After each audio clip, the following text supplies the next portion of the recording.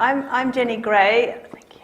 I've been involved in a number of these different pieces of work in different roles, but in particular I wanted to use this opportunity to feed some findings back from the pilot programs, which did influence the work and how the guides have been presented today, but also I think take the opportunity to thank those people who were involved in the early days, and in particular colleagues from SLAM, as well as colleagues from Child and Family Training, who've all put a huge amount of work into thinking about how we can utilise these resources. And then the pilot organisations themselves, and I know there are representatives from different organisations here, from Birmingham, Cambridge, Merton, Nugent Care and Sheffield City Council. So there's been a number of different people who have contributed, as you can hear throughout this presentation, to not only developing the ideas, taking them forward, piloting them, thinking about how they can be used in different contexts, and then revising and changing and making them user-friendly. What we found, because in terms of the pilot organisations, we were using organisations that had a variety of different services. They were looking at a range of services across from early help, child protection, children looked after, even children in secure homes, as well as in children's homes. We were teaching some people who had a professional qualification, some who had a lot of experience but no professional qualification in working with children, and also people from different disciplines. So what our pilots showed us was that we were able to utilise these resources in a number of different contexts, drawing on the experience and enhancing the expertise of those working in a lot of different clinical and organisational settings, and also thinking about the whole spectrum from really early help right through to the most serious situations where children are in secure accommodation. And I just want to summarise, just to end, some of the messages that we got from these in relation to implementation. Colleagues have already talked about that specifically in relation to what's been happening within Surrey and also in Wolverhampton, and that has continued to sort of bear out, it seems to have a mind of its own, to bear out the experiences that we had on the pilots. And I think particularly if you're thinking about implementation, really important to recognise the importance of having commitment and sign-off from senior managers. And that includes having effective communication, clear targets, identifying a range of practitioners with different needs and different parts to play, so that the managers are giving a very clear signal to all of those who are going to be involved in the training at different levels in the organisation that this is what the organisation is committed to.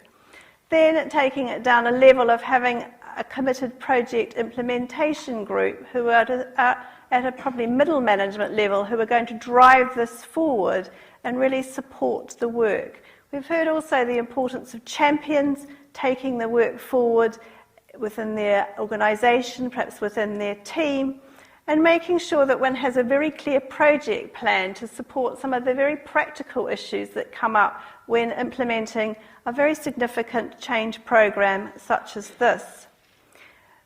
So that in the core training group you need to have champions and you need to have practice leads, and here some of the people who've got lead supervisory or clinical or professional roles within the organisations were key to taking that forward within their own contexts and working collaboratively with colleagues from Child and Family Training and from the different people who were involved in training during these pilot programs. I think Fiona and Carla have demonstrated very admirably the importance of providing support to staff, but in particular line managers and those involved in supervision. They need to be helped to understand what's going to be involved in the implementation, and for some they may actually be supervising staff who've got more expertise in doing direct work with children and families than they do, and so needing to make sure that they are as well trained in what they're going to be undertaking supervision on as the staff who are engaged in the training itself. I think what we learned, and it's something that's been shown to be very clear coming through in Surrey, is the importance of having supervision groups, of having coaching sessions, and really helping embed people's training into their practice, giving them confidence, having, as it were, quiet spaces, reflective spaces to be able to try out new ways of working and not feel either that you're going to fail or someone's going to criticise you for making a mistake.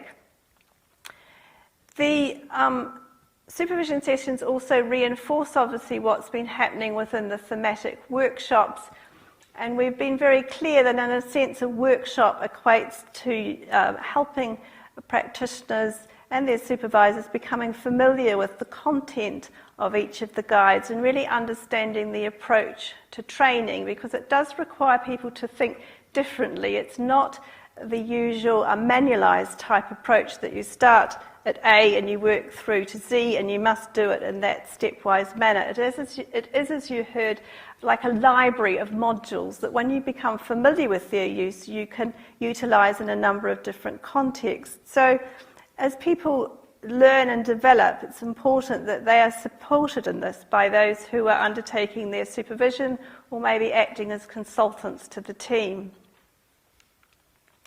Some key messages from our practitioners, and this echoes what we've heard already.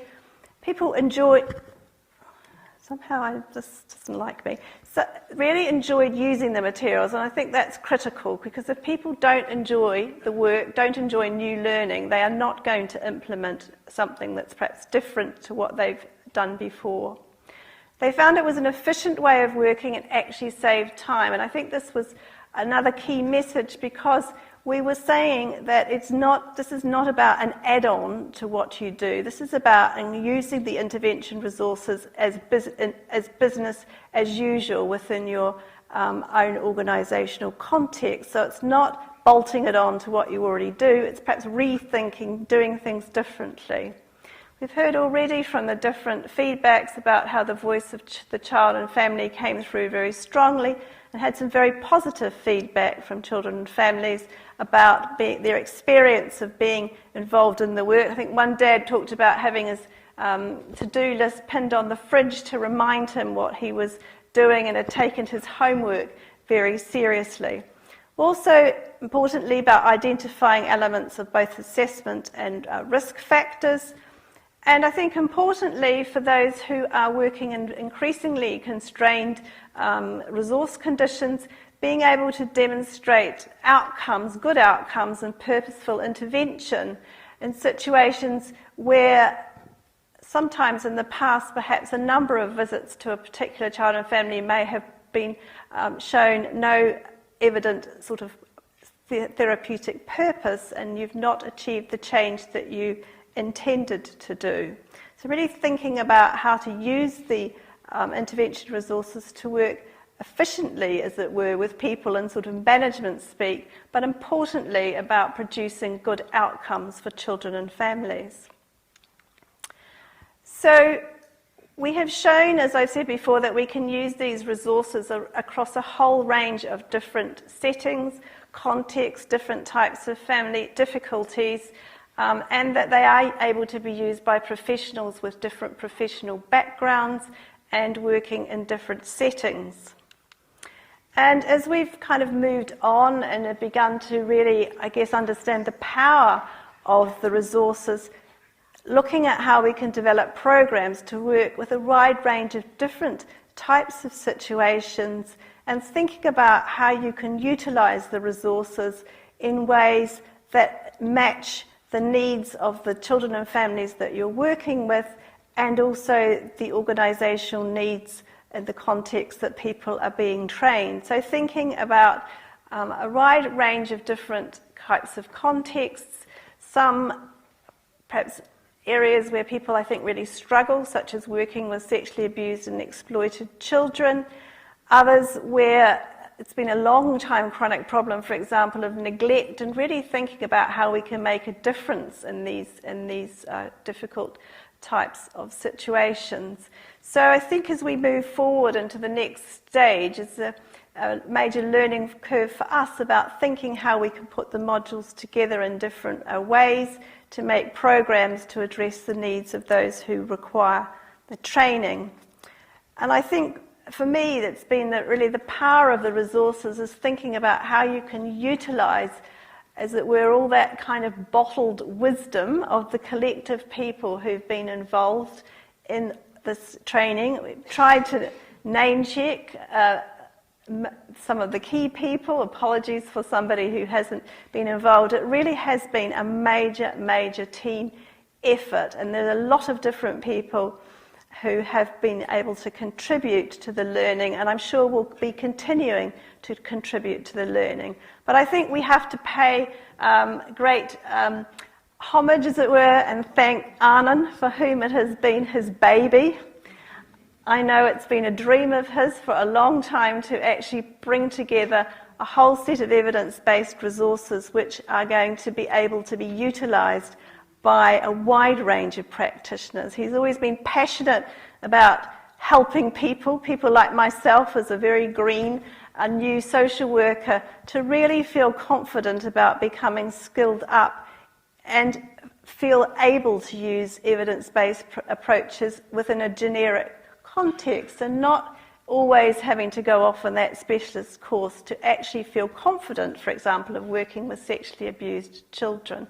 So a real thank you, I'm sure, from all of us in the room for bringing us to this point and keeping us on our toes as we move forward.